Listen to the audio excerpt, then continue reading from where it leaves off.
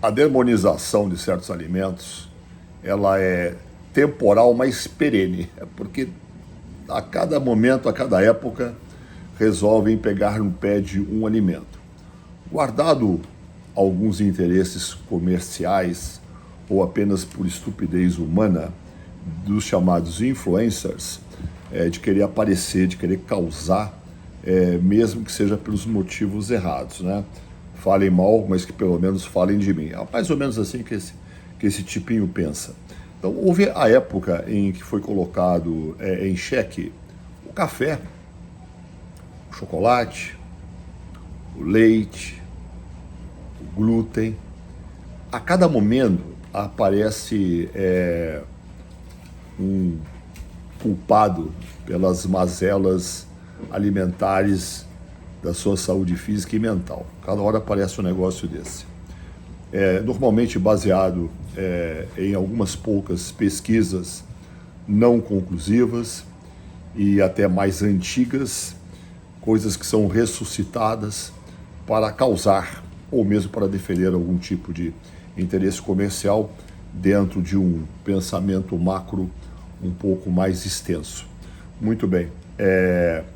Muitas vezes também alguns alimentos ou suplementos são colocados em xeque e ficam-se aguardando mais pesquisas para a tomada de uma postura, de uma decisão.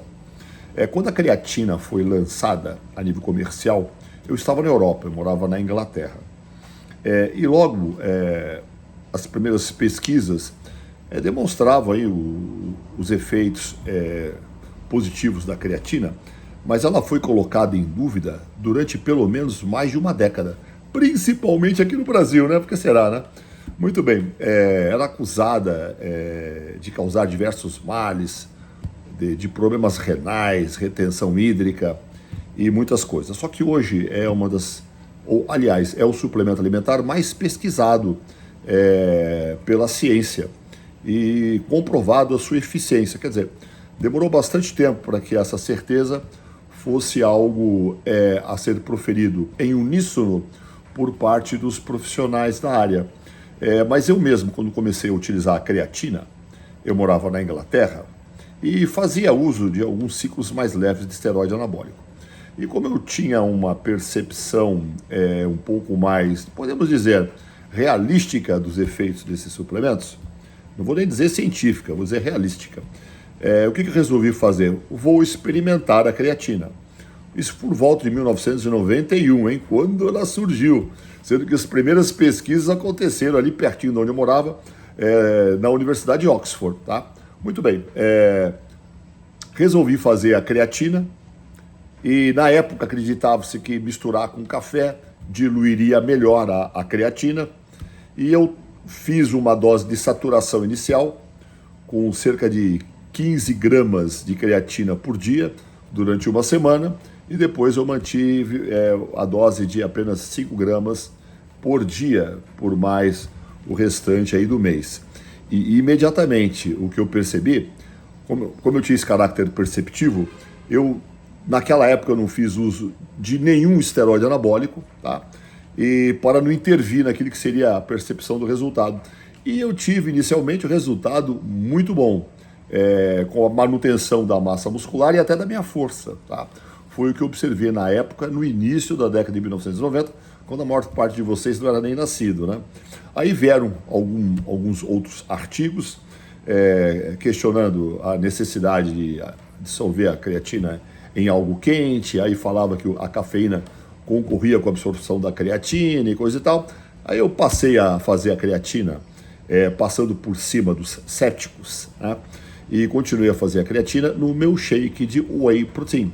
E eu faço isso há aproximadamente uns 25 anos, tá? Eu uso o meu mini scoop de creatina e coloco no meu shake todos os dias e venho fazendo isso quase todos os dias da minha vida, tá? E acredito me beneficiar, ainda mais nessa altura da vida, com mais de 60 anos, na terceira idade. Eu garanto uma ingesta de proteína adequada para a minha idade. Eu sei que eu necessito um pouco mais de proteína do que indivíduos mais novos do que eu, ainda mais porque eu ainda treino, e treino relativamente bem. e mantenho o meu consumo de proteína com cerca de 300 gramas de proteína ao dia.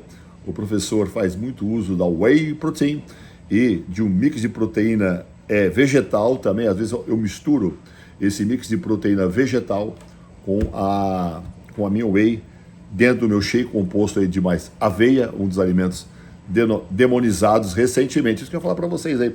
Recentemente foi demonizado a creatina e até o coitado do arroz, né? Se você tiver alguma dúvida sobre a utilidade do arroz, né? Então você procura aí alguns dos inúmeros atletas de bodybuilding que preferem o arroz na sua preparação, inclusive na preparação final para o seu carb up.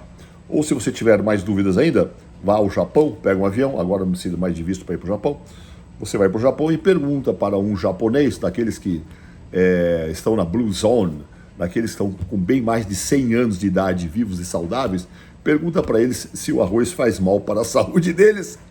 Isso é só para calar a boca aí de alguns sujeitos perniciosos que circulam aí para a internet com as suas bravatas ridículas, tá? A aveia também foi demonizada. No entanto, eu considero e sempre considerei a aveia como um dos principais alimentos para um bodybuilder, principalmente na composição do tal do mingau, que eu já falei muitas vezes aí. Normalmente é uma receita rápida para vocês: aveia, a quantidade que você necessita, 50 a 100 gramas, a sua whey protein, né? Você mistura tudo aquilo lá e adiciona água fervendo e vai misturando até você ter esse mingau na consistência em que você prefere. Ainda no finalzinho, né? Ainda você pode colocar uma canela, uma castanha, você pode utilizar aí uva passas, né? E fica bem saboroso, altamente nutritivo. Ah, não tem whey? Coloca ovo, tá? Ovo. Aí você faz na panela, né? E vai misturando. O ovo, no caso, ele assume o lugar do leite ou da água que você adiciona fervendo para a composição do mingau, dependendo das suas necessidades calóricas, tá? Agora, é lógico, né?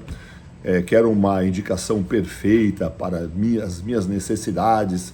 Eu vou me dedicar mais à minha dieta, à minha suplementação. Então a melhor coisa que você faz é procurar a assessoria de um dos ótimos nutricionistas que nós temos hoje no Brasil, especializados em nutrição esportiva, né? Eu sou da época em que eles não existiam e quem fazia dieta era eu mesmo, para mim e para os meus atletas. Hoje, felizmente, e há muito tempo atrás, eu já passei esse cajado para outras pessoas mais competentes e mais estudiosas do que eu dentro deste assunto. Forte abraço para vocês e cuidado aí com os ilusionistas.